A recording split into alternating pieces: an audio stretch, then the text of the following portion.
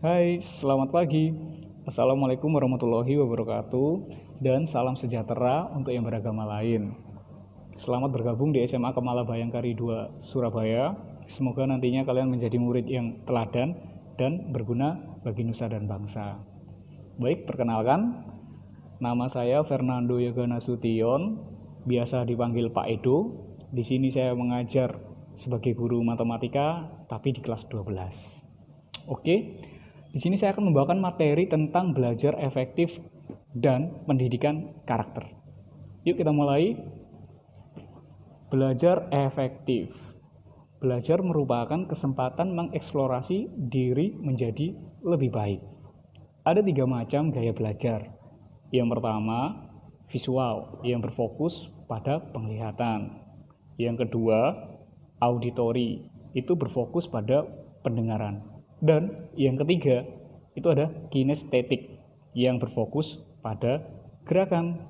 Nah, kalau visual itu berfokus pada penglihatan. Contohnya, kalau kita belajarnya biasa nonton di YouTube ya, nah di situ kita ada hal-hal yang bisa kita lihat, tetapi di situ juga ada yang bisa kita dengarkan. Nah, itu masuk visual, auditorinya juga masuk.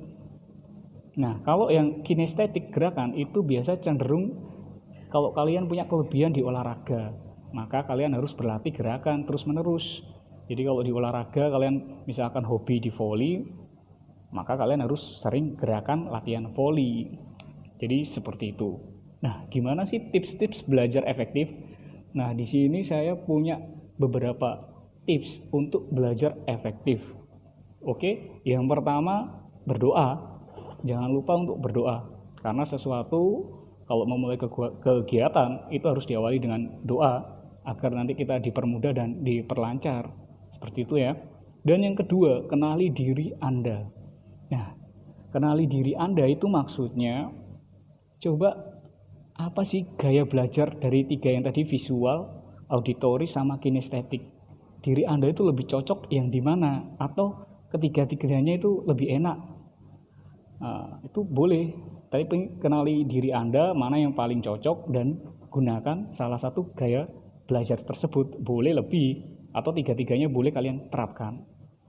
Itu diri Anda yang paling mengenal. Yang ketiga itu pahami, bukan menghafal. Ya, memang menghafal itu perlu dalam pelajaran, tapi yang terpenting kita harus paham. Yang utama itu adalah paham. Jadi pahami dulu, kurangi menghafal. Ya. Yang keempat, belajar secara kontinu, bukan SKS. Apa sih itu kontinu? Kontinu itu maksudnya berkelanjutan. Jadi kalian itu belajarnya itu harus rutin. Jadi Anda punya jadwal, walaupun sedikit, cuma 1 jam, tapi dilakukan setiap hari. Jadi andaikan kalian tuh punya jam belajar yang rutin, cuma 1 jam aja, tapi Anda lakukan setiap hari. Bukan SKS. Apa itu SKS? Sistem kebut semalam. Jadi belajar yang kurang efektif itu. Jadi belajarnya pas ada ujian, malamnya baru belajar. Nah, itu kurang bagus. Jadi belajar itu harus kontinu. Jadi kalian harus punya jadwal yang rutin. Nggak usah banyak-banyak deh, 1 jam aja. Itu pasti akan jauh lebih bermanfaat daripada yang SKS. Itu poin yang keempat. Nah, kita masuk poin yang kelima. Poin yang kelima itu manfaatkan fasilitas media belajar. Seperti Anda punya HP, kalau punya komputer. Nah, seperti itu. Searching yang bermanfaat untuk mendukung belajar kalian. Kalau misalkan tidak punya HP, ya kalian bisa datang ke perpustakaan, bisa belajar kelompok. Nah, seperti itu. Jadi manfaatkanlah fasilitas belajar yang sudah tersedia. Yang keenam, yang terakhir, buatlah rangkuman dan kesimpulan. Jadi ketika kalian belajar, itu buatlah suatu rangkuman atau kesimpulan yang penting yang telah kalian pelajari tadi. Seperti kalau misalkan kalian mendengarkan guru yang sedang menerangkan, cobalah catatlah sebuah rangkuman, buatlah kesimpulan kecil-kecil, sederhana, terus nanti dari rumah dipelajari lagi. Nah, seperti itu ya tips belajar efektif menurut saya. Nah, selanjutnya kita akan masuk pada materi pendidikan karakter. Apa sih pendidikan karakter itu? Nah, pendidikan karakter itu cara berpikir dan berperilaku yang menjadi ciri khas setiap individu untuk hidup dan bekerja sama, baik dalam lingkup keluarga, masyarakat, bangsa, dan negara. Jadi kalian setiap individu itu memiliki karakter masing-masing. Tapi tentunya harus karakter itu harus untuk hidup yang baik dan bekerja sama. Pokoknya sesuatu yang baik lah, jangan karakter yang kurang baik. Nah, kenapa sih pendidikan karakter penting diberikan sejak dini? Ayo, kenapa penting? Karena sekarang ini banyak krisis moral di remaja-remaja seperti umur kalian. Krisis moral itu apa sih? Nah, krisis moral itu seperti ini contohnya. Yang pertama, maraknya kekerasan remaja. Apa itu kekerasan remaja? Seperti umur kalian itu masih banyak sih sering kayak tawuran, ya kan? Jadi ikut-ikut geng motor, meresahkan masyarakat. Nah, jadi hindari seperti itu, maraknya kekerasan remaja kayak tawuran gitu tuh, hindari seperti itu. Yang kedua, krisis moral yang kedua itu kejahatan terhadap teman. Nah, apa itu kejahatan terhadap teman? Yaitu seperti bullying. Anda itu saling suka menjelek-jelekan, suka membuli teman Anda. Nah, membuli itu sudah masuk tindak kejahatan. Karena apa? Bisa jadi teman yang Anda jelek-jelekan, bully, itu merasa depresi dan akhirnya malah nggak mau sekolah. Nah, itu kan udah termasuk kejahatan itu. Secara tidak langsung Anda mematikan karakter dia, teman Anda sendiri. Itu kebiasaan moral yang kurang bagus. Jadi hindari kegiatan bullying itu karena tidak bagus untuk teman-teman Anda.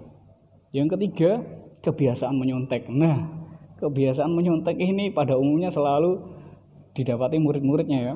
Jadi itu memang hal bergotong royong tapi dalam hal keburukan. Jadi menyontek itu tidak boleh ditiru. Kalau Anda ingin belajar bergotong royong, ya ketika belajar kelompok, kalian belajarlah kelompok bergotong royong, saling membantu dalam hal belajar. Bukan ketika pas ujian kalian saling tolong menolong. Itu yang salah. Itu hal-hal yang biasa pada umumnya siswa lakukan. Jujur lah, coba jujur, walaupun hasilnya kurang memuaskan, tapi setidaknya Anda sudah memiliki karakter yang jujur. Oke, terus krisis moral yang keempat, yaitu penyalahgunaan obat-obatan terlarang. Nah, di umur kalian ini pergaulan itu cukup bebas, jadinya banyak orang-orang yang terkadang melakukan tindakan-tindakan negatif atau mencoba menawari Anda seperti obat-obatan terlarang seperti narkoba, sabu-sabu. Nah, itu hindari. Jangan sampai kalian mendekati hal-hal seperti itu, apalagi sampai memakai. Itu Anda bisa sampai kalau bisa dijerat hukum lah. Jadi kalau misalkan Anda mengetahui hal-hal seperti itu, bisa lapor ke pihak yang berwajib. Ya, atau teman-teman Anda ada yang memakai barang-barang obat-obatan terlarang ini, langsung aja lapor agar nanti dapat pembinaan dari pihak yang berwajib. Jadi seperti itu. Hindari ya, apalagi jangan sampai menggunakan obat-obatan terlarang. Karena tidak baik untuk kesehatan juga. Terus kita next bagian yang kelima, yaitu pornografi. Nah, ini yang paling rentan karena apa?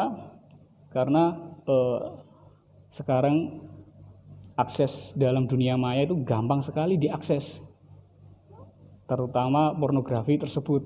Jadi kayak kita menonton video-video yang umurnya 18 tahun ke atas, yang kurang sopan ditonton, melihat gambar-gambar yang vulgar, itu kurang bagus untuk dikonsumsi. Jadi hindari melihat hal-hal seperti itu, karena itu kurang bagus untuk karakter Anda. Karena kalau Anda sering melakukan hal-hal yang negatif, maka itu lama-kelamaan akan menjadi karakter Anda, suka menonton pornografi, dan itu bisa menyebabkan perilaku Anda. Ya, awalnya dari melihat, tiba-tiba menjadi sebuah perbuatan. Nah, itu jadi hindari hal-hal atau jauhilah dari hal-hal yang melihat sesuatu yang negatif. Jadi seperti itu, krisis moral. Itulah kenapa pentingnya pendidikan karakter harus diajarkan, karena banyak krisis moral yang sekarang terjadi di usia kalian. Nah, gimana caranya agar Anda bisa menjadi karakter yang baik, nilai-nilai pendidikan karakter yang baik, bagaimana yang perlu kita pelajari? Yuk sebagai berikut. Nilai-nilai pendidikan karakter. Yang pertama, religius.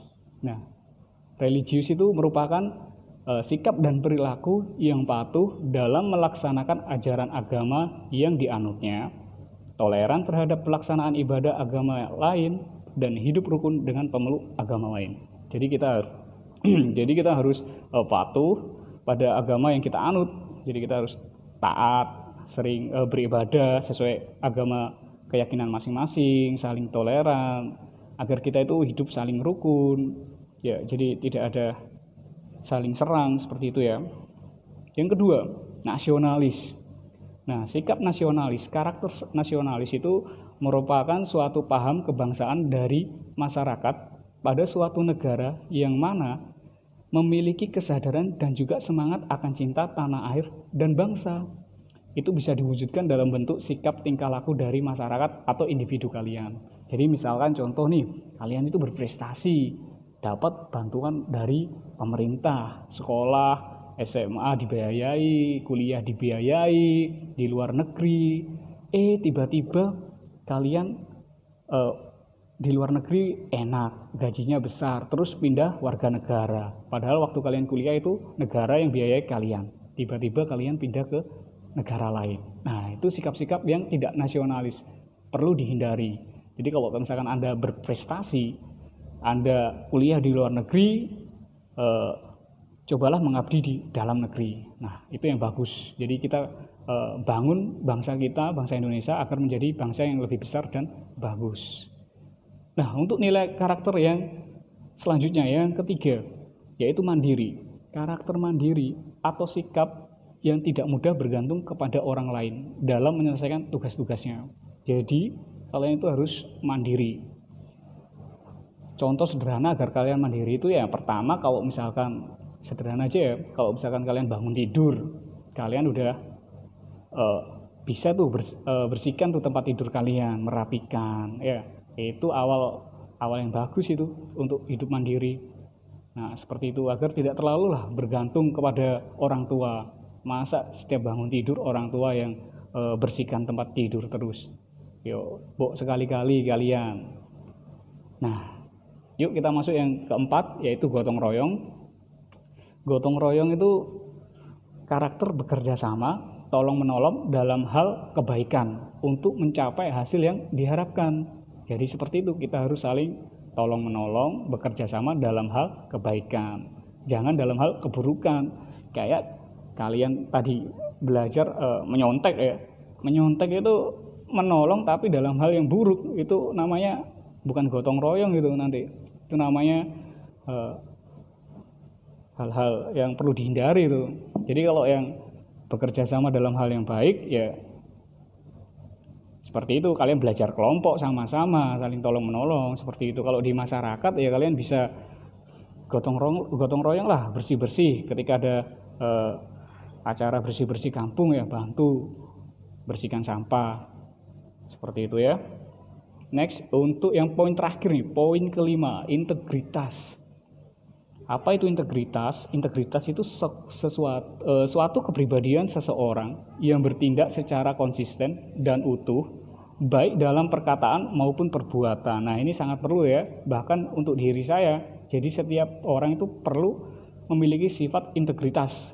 Suatu ketika kita menjadi seorang pemimpin, atau kita menjadi seorang ketua OSIS, nah, jadi seorang pemimpin itu harus punya integritas.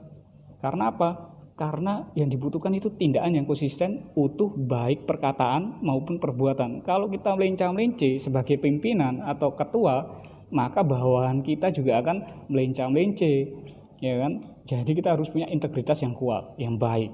Jadi itu sangat diperlukan, bahkan bagi saya juga.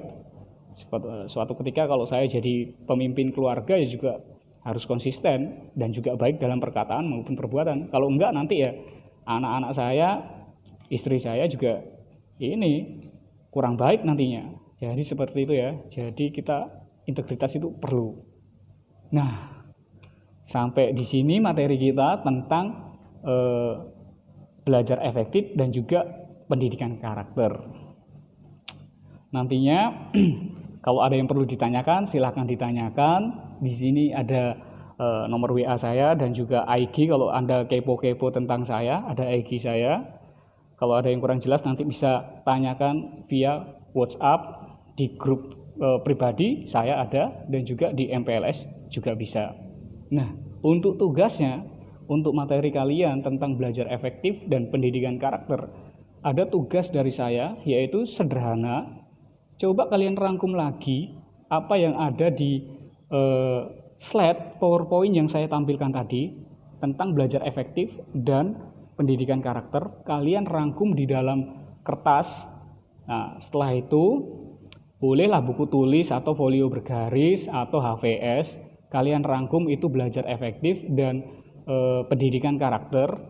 Kalian catat kembali yang ada di PowerPoint, rangkuman Anda, tulis nama Anda, dan nantinya dikumpulkan di saya ya, di panitia ke sekolah lagi. Boleh dalam bentuk foto. Yang penting catatan tangan sendiri dan nama lengkap Anda, jangan lupa. Dan juga kelasnya. Anda masuk kelas apa? Kelas Bung Tomo atau Ki Hajar Dewantoro. Nah, baik ya, sekian dari saya. Terima kasih. Kalau ada salah dan kata saya minta maaf. Saya akhiri. Assalamualaikum warahmatullahi wabarakatuh.